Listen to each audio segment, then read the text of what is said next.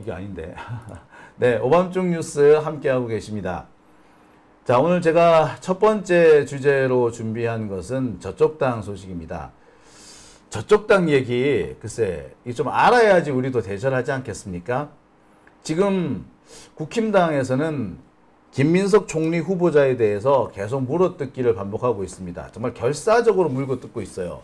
그런데 놀랍게도 분위기가 국힘당 쪽으로는 그러지 않는 것 같습니다. 워낙에 말도 안 되는 억지를 부리고 있기 때문에 그런 것 같기도 합니다만, 뭐 사실 우리나라 언론도 그렇고요, 국힘당도 그렇고 어거지 쓰는 데는 일가견이 있는 놈들 아니었습니까? 그래서 말도 안 되는 얘기인데 말이 되는 것처럼 포장하는 것도 잘해요. 자, 그래서 이 김민석 후보자에 대한 공격이 계속되고 있는, 특히 이게 주진우 의원이 주재를 하고 있는데, 이것 때문에 우리 민주 시민들의 신경을 잔뜩 긁어 놓고 있습니다. 우리 민주 시민들 짜증 나시는 분들도 많고요. 특히 주진우 저거 어떻게 때려 죽이는 법 없나? 뭐 이렇게 말씀하시는 분들도 계시는 것 같습니다. 그런데 알고 봤더니 그게 중요한 게 아니었더라고. 어찌 보면은 지금 이 주진우 같은 사람들, 그래서 김민석 후보자에 대해서 공격을 계속하고 있는 사람들, 얘들 자신들의 내부 문제, 국힘당의 내부 사정을 숨기기 위해서 그러는 게 아닌가, 이런 생각이 좀 들어요. 자, 자세한 얘기 좀 들어볼게요. 자, 2부 뉴스 김대호 PD 나와 있습니다. 안녕하십니까? 네, 안녕하십니까. 반갑습니다. 네, 오늘 의상이 눈에 확 들어옵니다. 이번에 좀 잘 보이려고 새로 하나 옷을 맞췄습니다. 일단 여러 가지 효과가 있네요. 일단 우리 이 김대호 PD 얼굴도 돋보이고 내 얼굴은 좀 덜 까매 보이고. 네, 지금부터 시작하겠습니다. 자, 오늘 저쪽 당 소식을 준비해 오셨는데요. 어떤 내용인가요? 이제 일요일마다 한 번씩 짚다가 지난주에는 정말 짚을 게 없더라 라고 말씀을 드렸는데, 오늘은 좀 추가적으로 정리할 부분이 하나 있어가지고 네. 전체적인 현재 돌아가는 상황을 한번 말씀드리도록 할 텐데요. 사실 요 근래에는 이제 국민의힘 이 정당 자체가 지지율 20%를 못 벗어날 정도로 많은 관심사에서 좀 빠져 있잖아요. 야, 진짜 국힘당 지지율이 네. 이렇게 빠지는 것도 내란 당시 그 직후 이후로는 처음인 것 같아요. 지금도 아직도 20%의 늪에 빠져 있는데, 그래서 아마 많은 분들이 아예 내용을 접하지 못하고 있다가 갑자기 들으면 헷갈리실 수 있으니까 그 시점을 한번 바꿔볼게요. 지금 윤석열이 특검에 출석해서 또 이번에 7월 4일날 출석하겠다. 네. 자기 방어권을 보장해달라. 이 과정을 막 벌이고 있지 않습니까? 네. 그래서 그러다가 이제 지금 다시 7월 1일로 이야기가 됐는데 네. 그러면 그 사이에 무슨 일들이 있을까? 이제 국회의 관점에서는 국무총리 인선에 대한 결정. 그러니까 지금 왜 하필 네. 7월 4일이냐. 윤석열이가 그 날짜를 정한 거는 뭔가 노림수가 있기 때문 아니냐. 뭐 그런 말씀이신 거죠. 네. 이제 그러한 버티기 전략들이 여러 가지 관점에서 해석될 수 있는데, 오늘은 국민의힘 당 안에서 일어나는 일을 중점으로 한번 보는 겁니다. 네. 지난주에 아까 말씀하실 때 지난주에 정말 할 게 없었다라고 하셨는데 네. 지난주 조회도 잘 나왔어요. 우리 시민들께서, 시청자 여러분들께서 되게 네. 재밌어 하셨던 내용이었던 것 같아요. 그래요. 네. 자, 오늘도 뭐 재밌는 얘기일 거라고 생각이 드는데 네. 자, 국힘당 속사정 차분히 시작을 해볼게요. 네. 지금 국힘당 지금 뭐 하고 있습니까? 지금 뭘 해야 돼요, 지금 얘네들? 지금 일단은 첫 번째로 봐야 될 부분이 원내 일과 국회 안에서 벌어지는 일과 당 안에서 벌어지는 이 두 가지를 분리해서 보면은 아주 쉽습니다. 이해가 네. 빠릅니다. 당 안에서 네. 벌어지는 일과 국회에서 벌어지는 일. 네. 글쎄, 국회에서 하고 있는 일은 이제 국힘당이 현재 뭐 정치적 전략이라고 볼 수 있는데 네. 당 내에서 하는 것은 현재 자기들 내부 수습 뭐 이 얘기겠죠. 네. 예, 일단 첫 번째 사진 한번 볼게요. 자, 이 사진이 무슨 사진이죠? 이제 말씀하신 것처럼 총리 인사 처리하고 법사위원장을 반환해라. 법사위원장 달라는 시위예요? 근데 이게 하도 여러 번 있었기 때문에 의식을 못할 수도 있을 텐데, 질문을 바꿔서 던져보면은 바로 이해가 가십니다. 네. 예를 들어서 지금 만약에 예를 들어서입니다. 국민의힘의 법사위가 만약에 간다고 치면 네. 법사위원장을 누구로 앉히려고 할까요? 글쎄요, 주진우? 주진우는 나경원? 초선이고, 나경원이고, 그 다음에 유상범일 가능성이 좀 있긴 하겠네요. 그렇죠. 그 법사위가 어떻게 꾸려질지 예상이 가시죠. 네. 그래서 그 멤버들이 위주라고 보시면 될 거고요. 그 법사위에서 뭔가 한가닥 해먹을 수 있는 사람? 네. 예, 좋아요. 그러니까 지금 국민의힘 안에서 지금 있는 권한 중에 하나가 상임위 구성을 어떻게 할 건지에 대한 네. 권한에 대해서 자신이 가장 제일 적임자다. 어. 라고 보여주는 모습들을 볼 수 있는 거고요. 그리고 이제 두 번째로는 뭐가 있냐면 제가 이제 계속 생각을 해봤어요. 지난번에 국민의힘이 여당일 때는 네. 윤석열 정부에서 통과시키고 싶은 법안이 많아서 법사위를 그렇게 가져가고 싶어 했다라는 게 높아 보였거든요. 그런데 지금 현재 상태에서는 또 똑같이 이번 국회 본회의 표결 들어가기 전에도 예결위는 오케이 해줄 테니 법사위는 빼달라 그랬거든요. 국민의힘에서. 법사위는 꼭 달라. 예, 법사위에 무슨 목숨을 걸고 있는 듯한 그런 태도였죠. 그래서 이번에 야당이 됐을 때도 이게 설정은 똑같은데 안의 내용이 좀 바뀌었다고 보는 게 네. 이제부터 시작되는 게 내란 특검에 대한 위화감이 엄청나게 커요. 그렇죠. 지금 뭐 국힘당은 보니까 이번에 누구누구가 불려갈 거다. 구체적인 이름까지 거론되고 있는 모양이더라고요.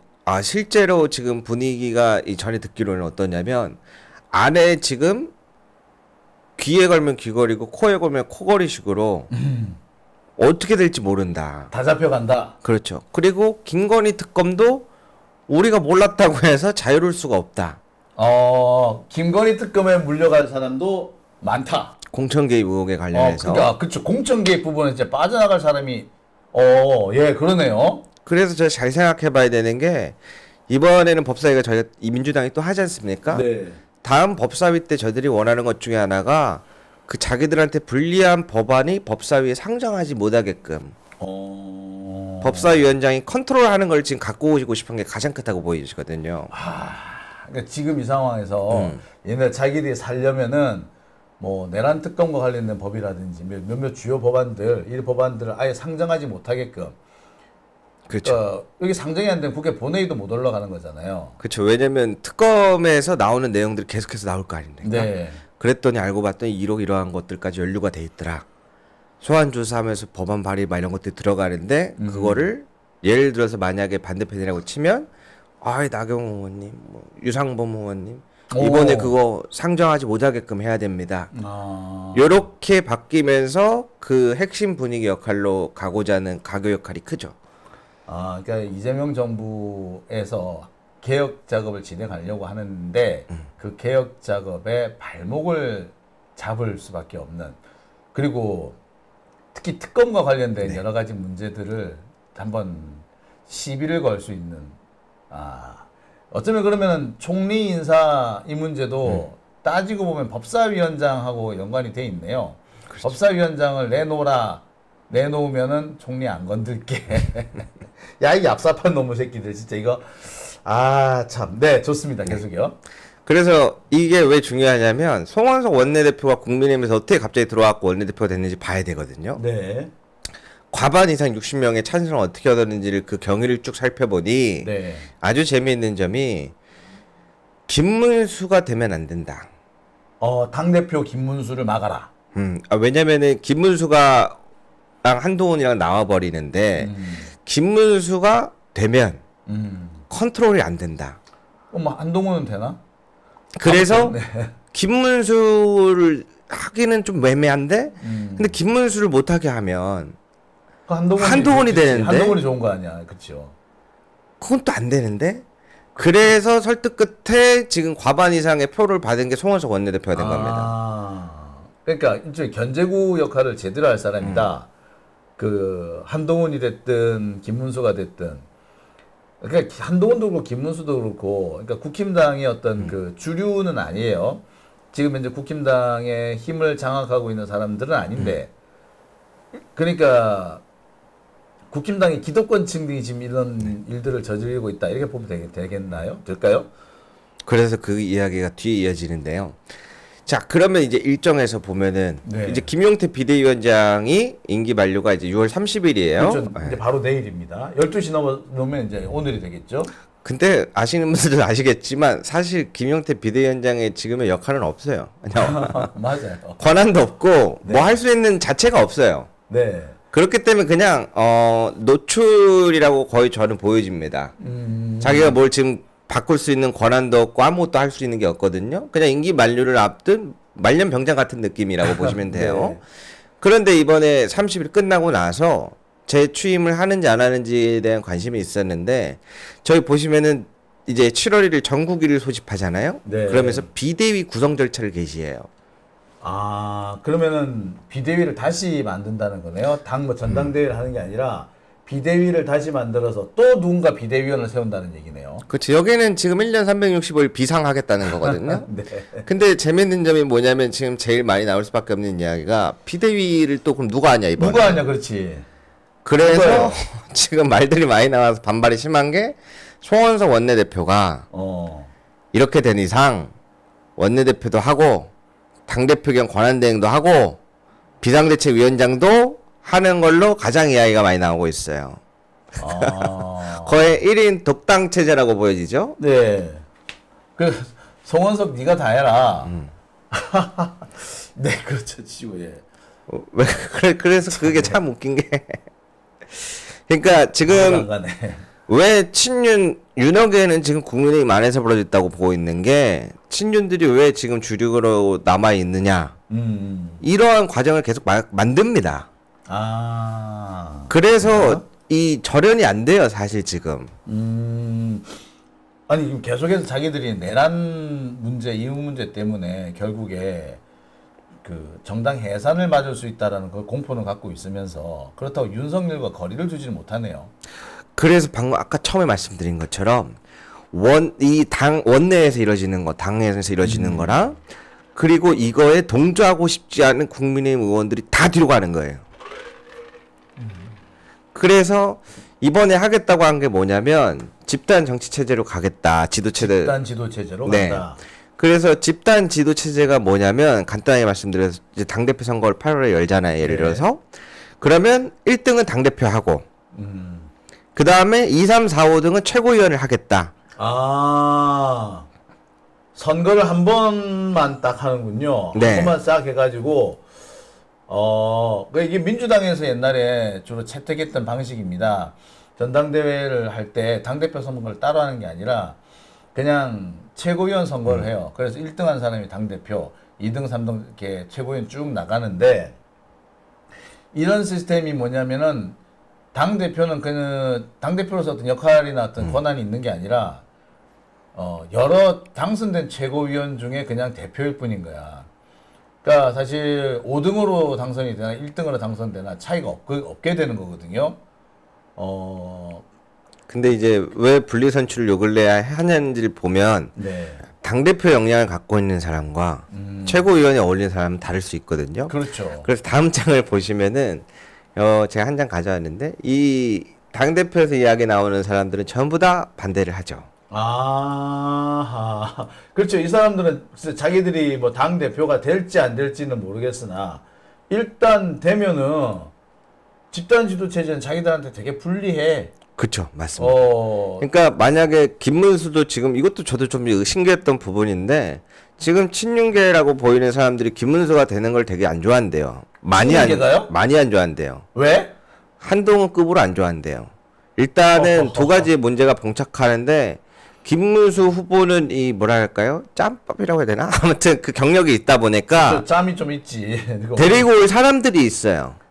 그렇죠. 일단은 그 부분에 대한 문제가 좀 지난 선거 때도 몇 번 보여줬나 봐요. 그러니까 김문수가 데려올 사람이 있으면 자기들이 지금 현재 그 자리에 있는 사람은 밀려날 수밖에 없고. 그렇죠. 근데 김문수가 데려올 만한 사람이 국힘당으로서는 딱히 자기들 입맛에 맞는 사람도 아닌 거야. 그리고 지난번에 한덕수 가지고도 싸웠었지 않습니까? 그랬죠. 예. 그러한 것들을 보면서 이제 그냥 뭐 가자는 대로 가는 사람은 아닐 수도 있다. 컨트롤 안 될 수도 있다 해서 굉장히 뭐랄까요? 올리는 걸 별로 안 좋아한다고 합니다. 그래서 처음에는 저는 정말 신기한데 그랬는데 생각보다 그게 꽤 큰 것 같더라고요. 자, 그러니까 집단 지도 체제를 하게 되면은 지금 말씀드렸던 요 세 사람은 안 나오거나 나와봤자 그 영향을 영향이 없거나 이렇게 된단 말이에요. 그렇죠. 왜냐면 당대표가 의견을 뭘 내든 누가 당대표가 됐든 다른 사람들 의견이 최고위원 4명이 반대하는데 그거 어떻게 그렇게 가시려고 합니까? 한동훈 대표님. 그러면서 이제 묵살하는 그 체제가 되는 거예요. 가능해지죠. 집단 지도 체제면. 지난번이랑 똑같다고 보시면 됩니다. 한동훈이 당대표였다가 쫓겨났던 것처럼 네. 그거를 한 번 더 다시 하자라는 거랑 거의 비슷해요. 그러니까 당대표 선거를 하지만 우리 마음에 드는 당대표가 아니면 인정해주지 않겠다. 그렇게 보시면 됩니다. 이게 친년 세력들이 하고 있다는 얘기인 거죠. 그러면은 이게 또 재밌는 게 될 수도 있는데 만약에 이렇게 된 거 아니야? 당대표 선거가 아니야, 최고위원 선거 아니야? 그러면 최고위원으로 김문수, 한동훈, 안철수 이렇게 졸졸졸 나와버리면은 친년은 망하는데? 근데 오히려 지금은 거의 약간 이번에 다들 나가지 말자 쪽의 분위기가 좀 강한 것 같더라고요. 현재까지는. 야. 아직 공식적으로 밝히지는 않았는데 이거는 해봤자다. 이런 분위기들이 굉장히 강하다고 보고 있고. 그러니까 이렇게 되면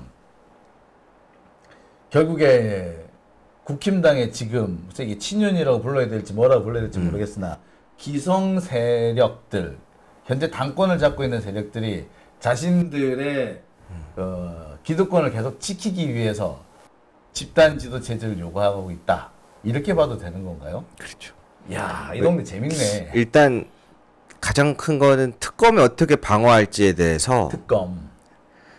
답이 안 나와서 굉장히 헤매고 있다라고 보시면 되겠습니다.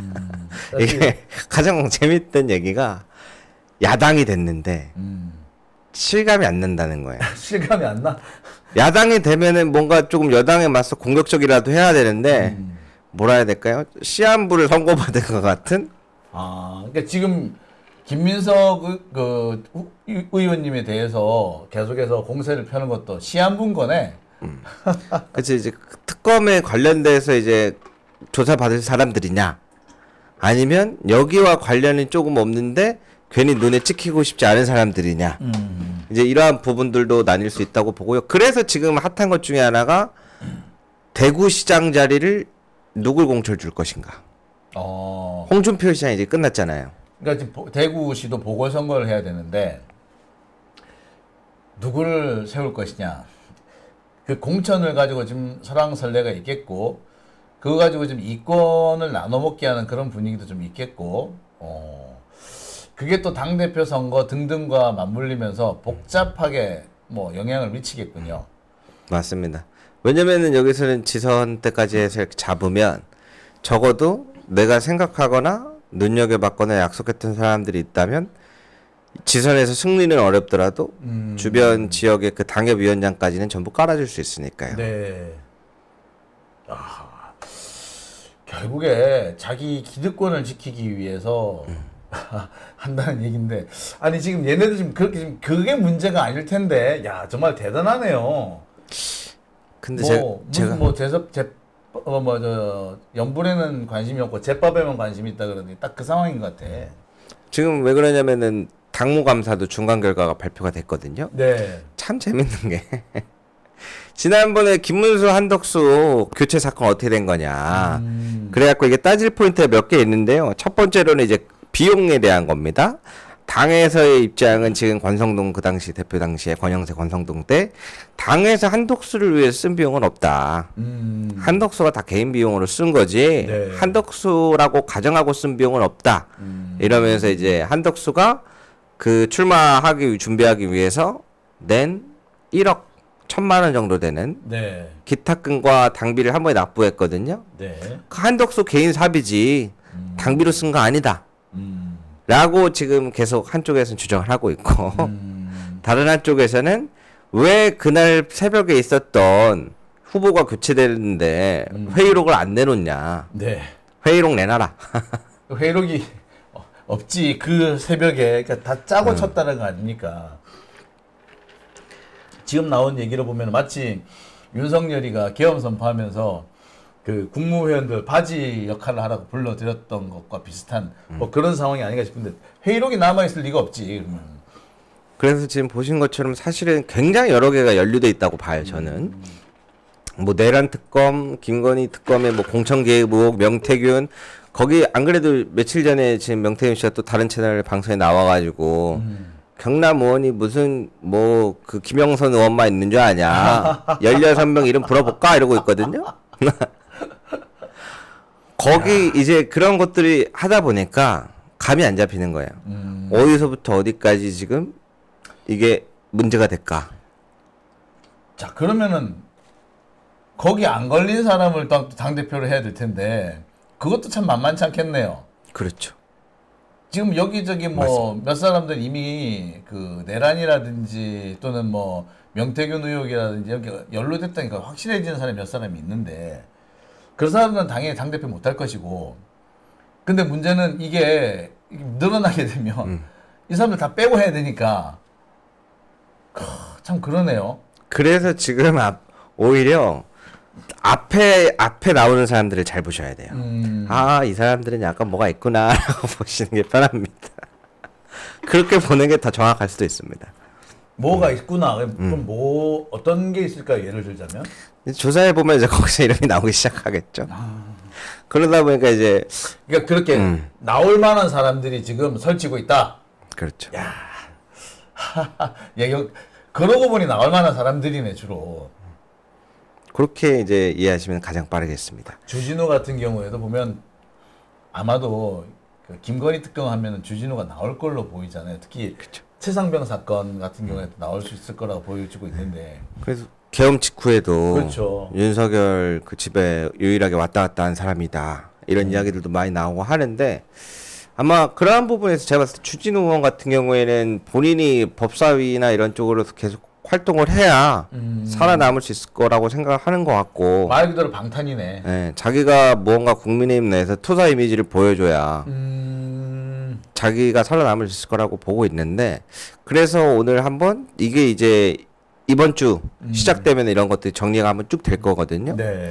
그래서 지금 집단 지도 체제로 비대위 구성하고 그거를 원내대표 겸 당대표 겸 권한대행 겸 비대위를 본인들이 하고 그렇게 해서 가면 사실 당대표 선거가 의미가 없어요. 없죠. 없고 그냥 친윤 덩어리에 특검의 대응을 어떻게 할 건지만 골똘히 고민하는 그러다 보니 결국에는 거기에 또 반발하는 사람들이 생길 수밖에 없고 국민의힘의 당의 목적이 윤석열 지키기가 아니잖아요 원래는. 그렇죠. 전속의 문제가 또 부딪히는 부분들이 있기 때문에 제가 봤을 때 국민의힘 지지도가 안 나오는 것 중에 하나가 이 부분의 정서를 이렇게 자세하게 풀지 않아도 지지자들이 대부분 알고 있어요. 참 그렇죠. 네. 아 그래서 이 사람들 그러다 보니까 지금 국힘당이 어떻게 보자면 당대표 선거 여기 신경 쓸 겨를도 없을 수가 있겠네요.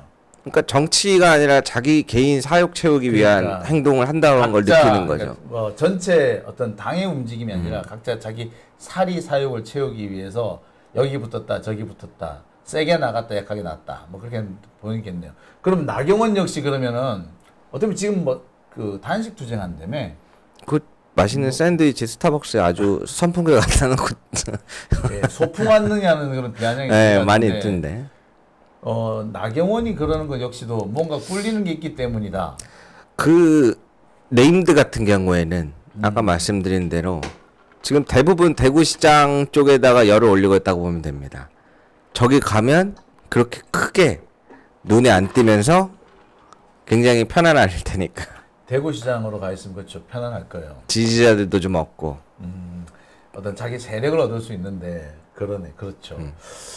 야 여기 참 그 동네 지금 그러고 있을 때가 아닐 텐데. 그렇죠. 저기 부울경 쪽도 지금 민감도가 높다 그러거든요. 그래서 거기는 또 왜 높아요 이렇게 하고 쫙 보니까 저는 아직 살면서 그러한 장관들을 못 봐가지고 못 느낄 수도 있는데 이번에 이재명 대통령 정부에서 해수부를 이전시킨다고 지금 강하게 이제 하고 있지 않습니까? 그런 방향으로 설정을 했는데 그거에 대한 긴장감이 높더라고요. 아, 해수부가 부산으로 옮겨가면은 네. 부울경에서 무슨 변화가 나올 수 있다. 아, 그렇죠. 그 부분은 맞아요. 사실 그 해수부 부산 이전 문제는 옛날 옛적에 노무현 대통령도 얘기하셨던 거예요. 뭐 국힘당에서는 자기들이 먼저 얘기했다고 하는데 그 거짓말이야. 해수부 얘기 처음 하신 분은 노무현 대통령이에요. 네.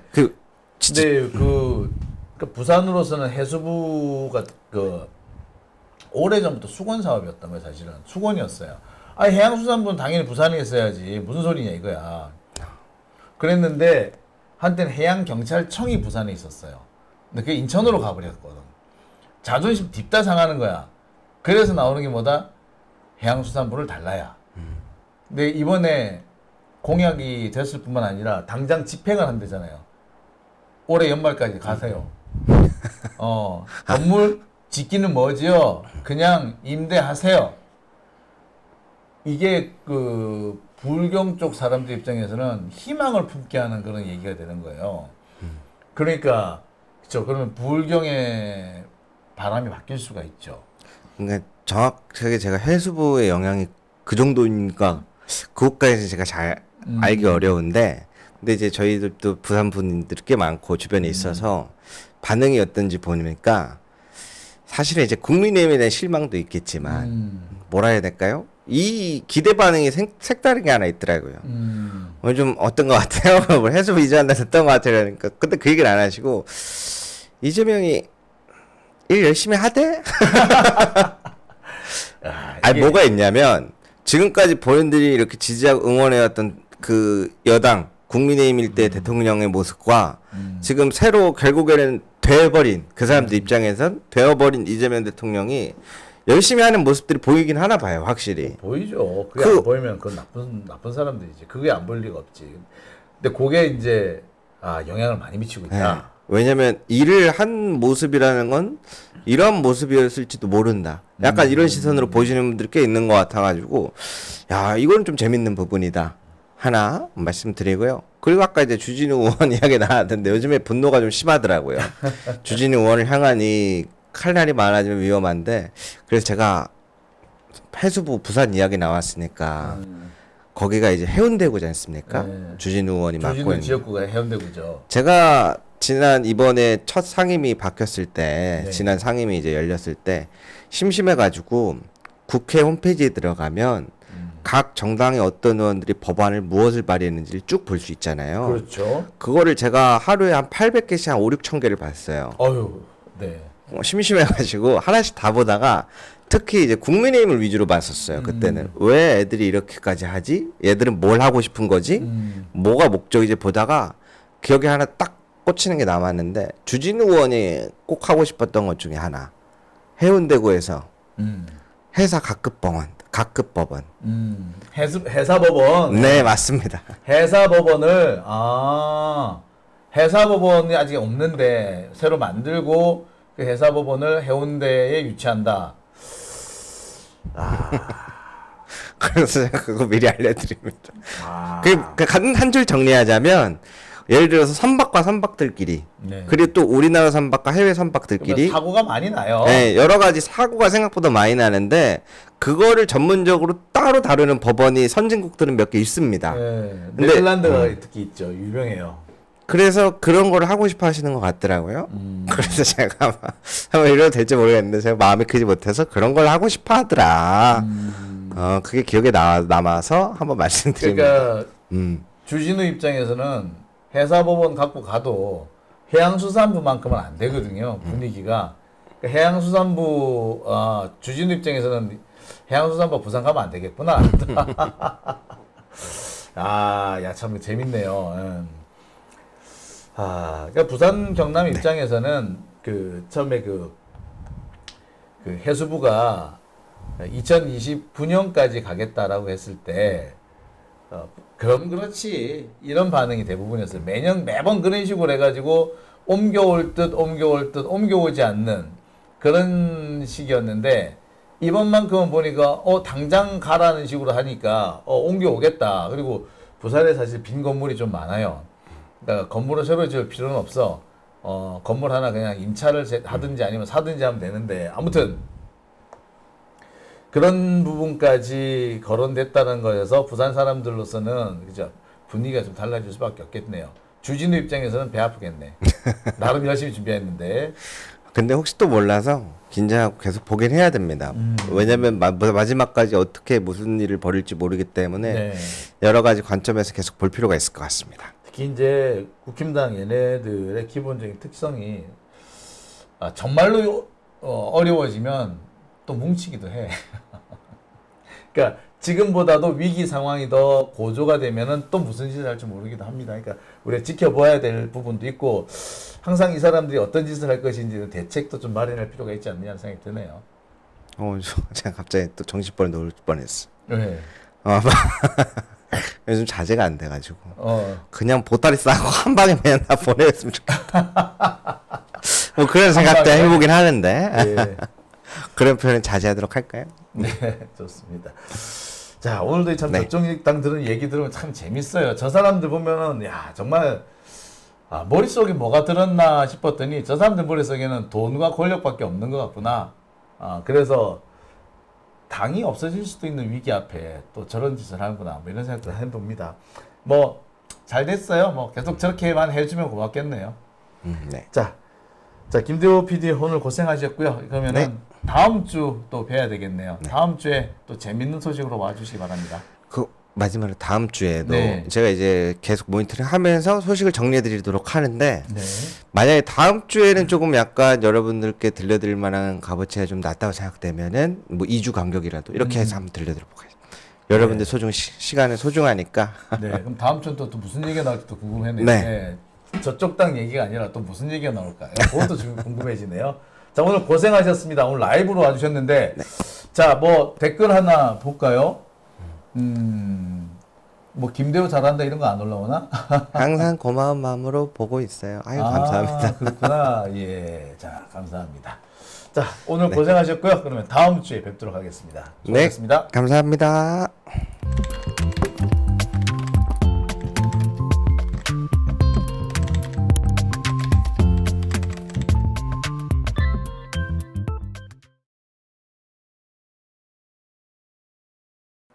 네, 오밤중 뉴스 함께